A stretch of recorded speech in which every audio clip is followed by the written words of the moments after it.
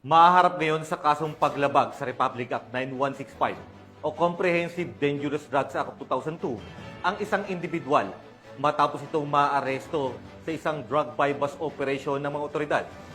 Nakumpiska naman ang tinatayang mahigit 600,000 pisong halaga ng hinihinalang shabu sa Haro, Iloilo. Ang detalye ng balita mula kay Patrolwoman Julibel Avior.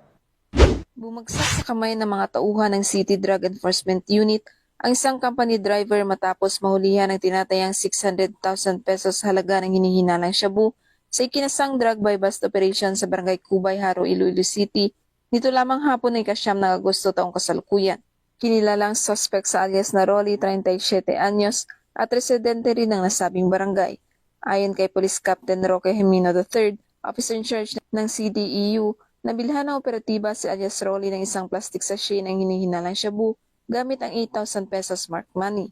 Bukod dito, nasamsam pa ang karagdagang 21 plastic sachet na may kabuang timbang na humigit kumulang 60 gramo at tinatayang may halagang 612,000 pesos.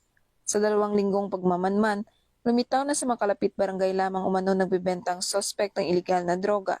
Napag-alaman na dati na rin siyang nakulong dahil sa kasong may kinalaman sa ipinagbabawal na gamot at nakalaya sa pamamagitan ng plea bargaining agreement.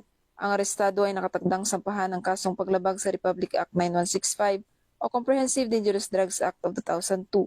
Ang matagumpay na operasyon ay patunay ng patuloy na kampanya ng kapulisan laban sa ilegal na droga bilang bahagi ng mas pinaigting na aksyon ng CDEU sa Iloilo City para mapanatili ang kapayapaan at kaligtasan ng komunidad.